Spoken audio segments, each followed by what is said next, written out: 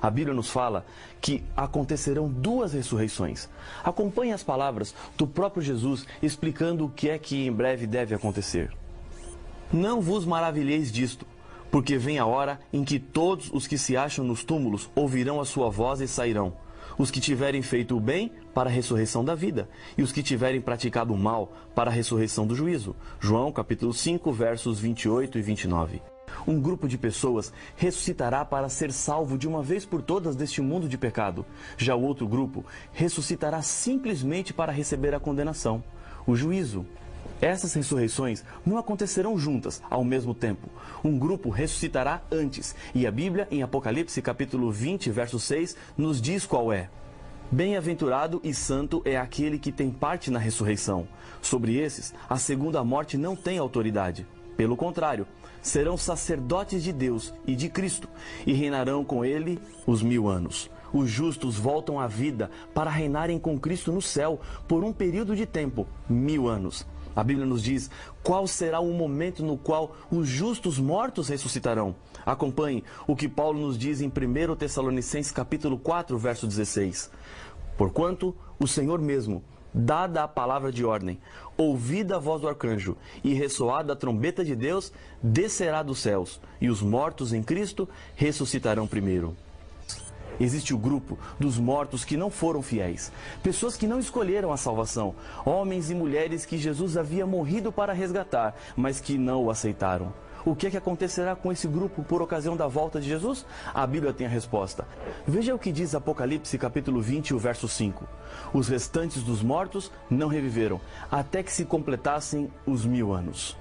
Os mesmos 1000 anos em que os salvos estarão reinando com Jesus no céu. Ou seja, quando Jesus voltar, os mortos que não foram fiéis a Deus permanecerão mortos. Eles não verão a volta de Jesus. Para eles, é como se nada tivesse acontecido.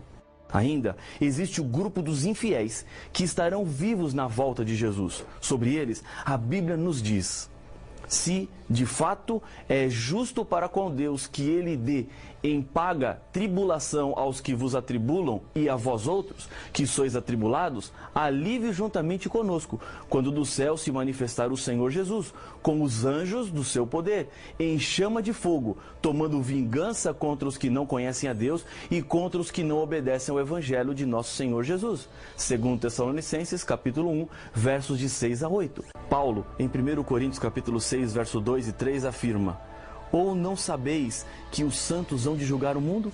Não sabeis que havemos de julgar os próprios anjos?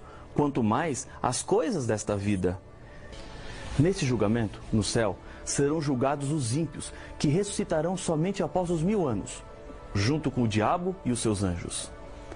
Esse juízo no céu também serve para que os santos compreendam por que não se salvaram todas as pessoas. Neste momento, toda dúvida será desfeita na mente dos salvos com relação ao pecado, o mal e a justiça de Deus. Com isso, Deus coloca-se diante de todo o universo para que não exista mais nenhuma dúvida do seu amor e do seu perdão.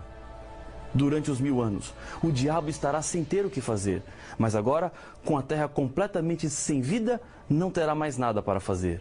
Nesse sentido, Satanás estará como em prisão.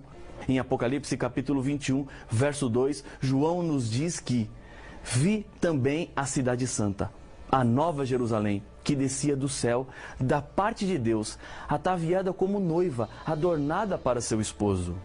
Dentro da cidade estão todos os salvos. Mais uma vez, Jesus retorna a essa terra pela terceira vez, juntamente com os seus filhos fiéis. Nesse momento, a revelação do Apocalipse diz que os restantes dos mortos não reviveram, até que se completassem os 1000 anos.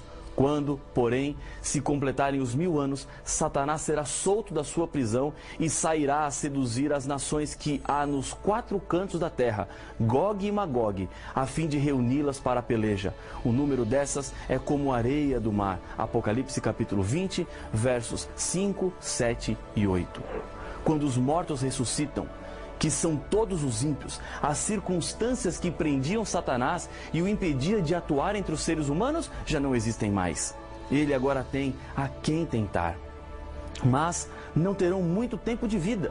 No verso 9 de Apocalipse 20, encontramos: Marcharam, então, pela superfície da terra e sitiaram o acampamento dos santos e a cidade querida.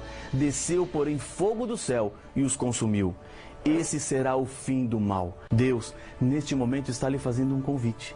E você não pode ficar indiferente. O seu futuro pode ser maravilhoso. E Deus quer abrir as portas do céu para você.